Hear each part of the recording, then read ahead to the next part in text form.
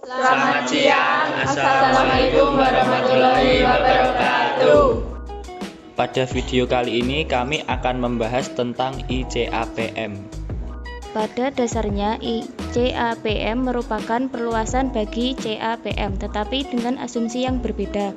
CAPM mengasumsikan bahwa investor hanya peduli terhadap kekayaan atau kemakmurannya dalam bentuk peningkatan return pada akhir periode tertentu.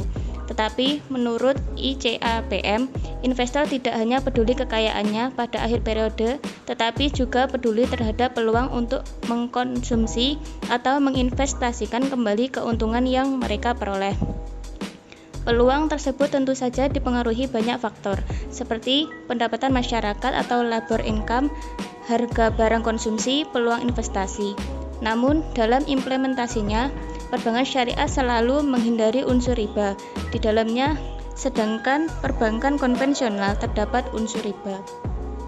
Menurut Merton, ICAPM yaitu variabel keadaan berhubungan dengan perubahan set kesempatan investasi yang menyiratkan bahwa mereka harus meramalkan distribusi pengembalian saham agregat masa depan.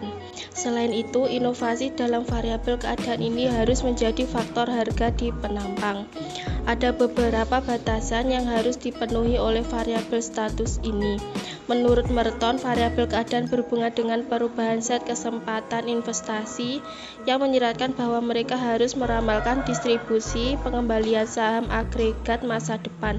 Selain itu, inovasi dalam variabel keadaan ini harus menjadi faktor harga di penampang. Ada dua versi ICAPM. Pertama, ICAPM yang dilakukan oleh Hani pada tahun 2011 karena metode CAPM dianggap tidak relevan dengan instrumen keuangan Islam. Dalam instrumen keuangan Islam, riba yang termasuk dalam aset bebas risiko merupakan hal yang wajib ditinggalkan. Kemudian untuk versi yang kedua dengan mengganti variabel dengan tingkat zakat. Asker pada tahun 1987 yang mengubah model CAPM dengan mengganti risk-free rate dengan tingkat zakat karena menarik modal untuk investasi. Return minimal seorang investor mengharapkan agar investasi mampu menutupi zakat. Pendapat Markowitz tahun 1952 yang dikutip oleh Sadov dan Andleb dalam karyanya dengan judul Islamic Capital Assets Pricing Model atau ICAPM tahun 2014 menyatakan bahwa seorang investor selalu menolak resiko yang berarti dia ingin memaksimalkan kekayaannya dengan meminimalkan resiko. Jadi seorang investor tidak akan meletakkan kekayaannya dalam satu keranjang dan akan lebih suka untuk membagi variasi resiko dengan memilih sekelompok saham portofolio yang mana meningkatkan pendapatannya dengan mengurangi resiko. Dilihat bahwa ICAPM dengan faktor inflasi memiliki pola yang sama dengan CAPM.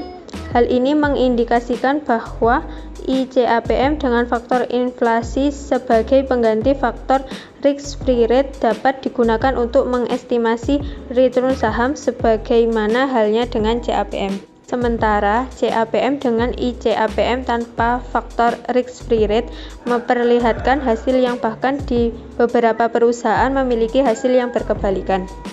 Menurut Kutbi 2017 menyatakan bahwa SCAPM Syariah Compliant Asset Pricing Model merupakan bentuk modifikasi dari CAPM Capital Asset Pricing Model yang lahir di tengah lingkungan konvensional yang berbasis bunga. SCAPM ini bertujuan membentuk suatu model aset pricing dalam kerangka syariah. Penelitian ini menggunakan SBIS Sertifikat Bank Indonesia Syariah untuk menggantikan komponen yang berlandaskan bunga. Menurut Khairil dan Rifat tahun 1987, SCAPM atau Syariah Compliant Asset Pricing Model modifikasi dari model CAPM dengan menghilangkan risk-free rate karena keuntungan tanpa risiko sehingga model SCAPM tidak mengandung unsur risk-free.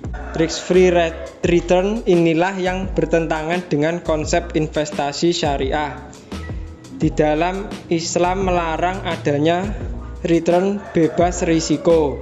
Selain itu, risk-free return merepresentasikan time value of money yang mengandung riba.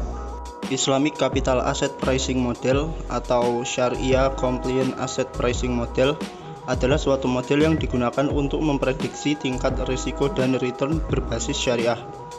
Model ini merupakan modifikasi dari Capital Asset Pricing Model yang pertama kali dipopulerkan oleh Markowitz, kemudian diperkenalkan oleh Sharpe et al. Pada tahun 1966 dan kemudian dikembangkan oleh Fama dan Friends pada tahun 2003.